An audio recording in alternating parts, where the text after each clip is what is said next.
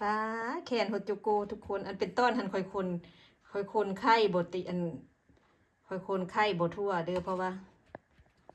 คอยโทรออนไลน์หาแม่คอยบอกสูตรป้าบักคักนึงแขนเฮ็ดจุโกอยู่ครั้งแรกในชีวิตสูตรแม่คอยนี่แหละคนมีแม่เนี่ยเนาะแม่คอยรู้จักเราเฮ็ดของเรารู้จักเฮ็ดของหวานสูตรนั้นสูตรนี้ได้แต่ว่าคนที่ได้อันได้แม่ให้มันน้องคอยแต่ว่าคอยนี่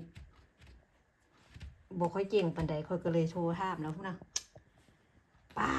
คอยดีใจดิคอยภูมิใจดิเนาะ มันภาษาไทยเขาเอิ้นอย่างบุบ้านคอยเอิ้นวุ้นน่ะวุ้นที่มันเป็นอันผงอันกาถ้วยหั่นน่ะนั่นแหละภาษาไทยเขาเอิ้นอย่างบุแต่บ้านคอยเอิ้นวุ้นเด้อทุกคนนะซองน้อยๆเท่าซองดิ้วนี่แหละ3 ดิ้วนี่แหละมันคอยก็ลองเฮ็ดลองเบิ่งครั้งแรกในชีวิตป้าภูมิใจเด้